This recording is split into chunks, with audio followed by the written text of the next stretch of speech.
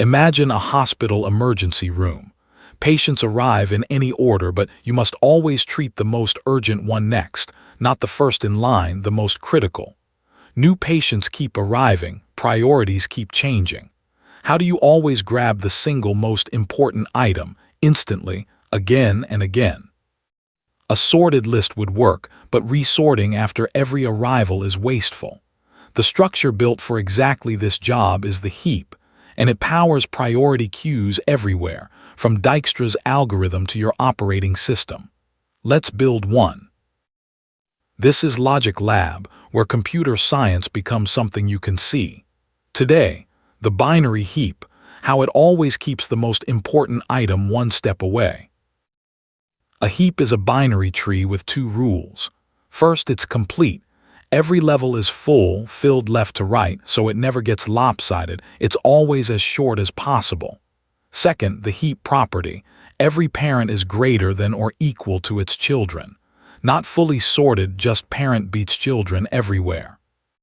That second rule has a beautiful consequence. If every parent beats its children, then the very top, the root, must be the largest value in the entire heap. So finding the maximum is instant. It's always sitting right there at the top. That's the whole point. Now the clever part. A heap needs no pointers at all. Because it's a complete tree, we can just pack it into a plain array level by level. The root is index 0. The next level fills the next slots and so on, left to right. And the tree structure hides in the math.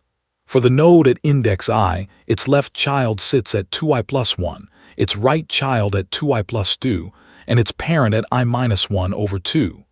So you can hop between parent and children with arithmetic, no memory pointers, perfectly cache-friendly.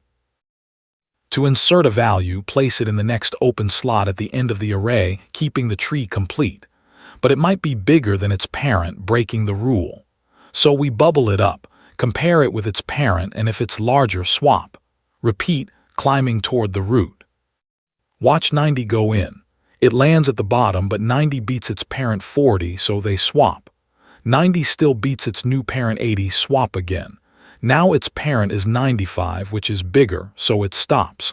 A couple of swaps and the heap is valid again. Removing the max is the mirror image. Take the root, that's your answer. Move the last item up to fill the top, then bubble it down. Compare it with its children, swap with the larger one and repeat until it settles.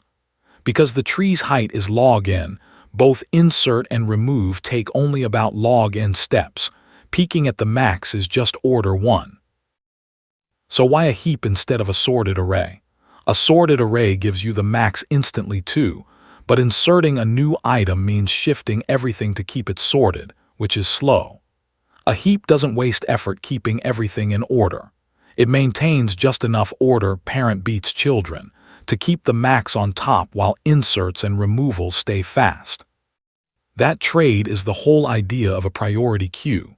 An abstract to-do list where you always pull out the highest priority item next. A heap is simply the fast, standard way to build one, order log n to add a task, order log n to grab the most urgent. You've already met heaps without knowing it. Remember Dijkstra and A star. That priority queue picking the closest node next, that's a heap. Operating systems use them to schedule which process runs next.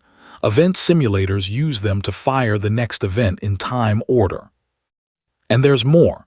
Heap sorts an array by repeatedly extracting the max. Finding the top k largest items in a huge stream uses a small heap. Huffman compression builds its tree with one. Anywhere you keep asking what's most important right now, a heap is the answer. Recap. A heap is a complete binary tree where every parent beats its children, so the max is always at the root, peak is instant. It lives in a plain array using index arithmetic. Insert bubbles up, remove max bubbles down. Both in log n, it's the standard way to build a priority queue. We've now seen trees and heaps, but they're all built from a humble foundation. How you store a simple list of items in memory. And the obvious choice there is often the wrong one. Why the obvious data choice is wrong, next on Logic Lab. See you there.